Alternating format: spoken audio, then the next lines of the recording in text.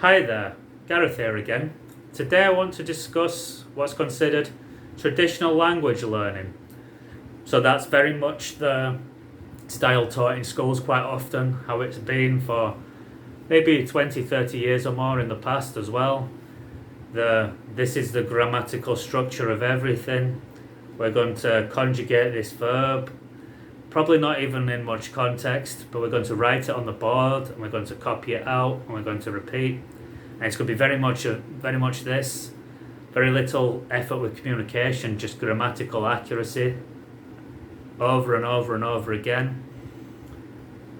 The very cliche thing for the English language with this is the verb to be. There's many people who've learnt English abroad from England that have just done verb to be over and over and over again, not progressed much.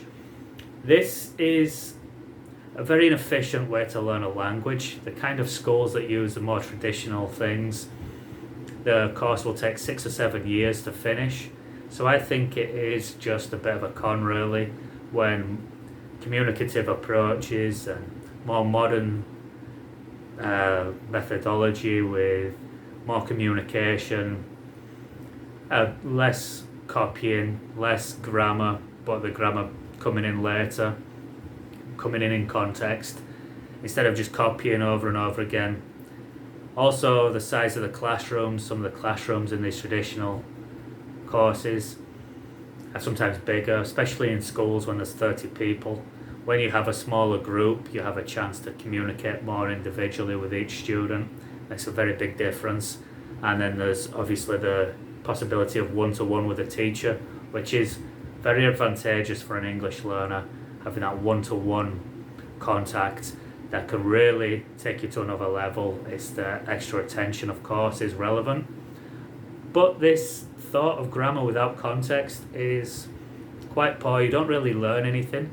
And if you're taught English grammar in context, in your own language, in context, in English, to work. If it's in your own language, your grammar teachings in English, for English is in your mother tongue, then you're never going to understand it because you're just translating in your brain.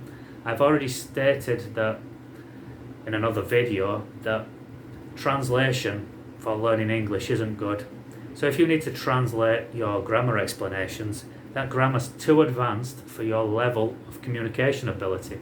That's something you need to be careful about, because if you can't understand the grammar explanation in English, you're not ready for it yet. You need to get your communication to a level where you understand a grammar explanation. That's why grammar's better being added in slowly, but mixed with the context. And you have it in small, like mini projects with some vocabulary that's relevant to each tense. So you can make small conversations using the grammar you're trying to teach. Because if you've got these small conversations and the active part of learning's interactive, so involves a conversation, people don't learn very well. Just copying things down and having your explanations of English grammar in your mother tongue, you're just wasting a lot of time and it's not very efficient. It takes such a long time to learn this way. That's why modern courses take 2 years and the traditional ones take 6 years.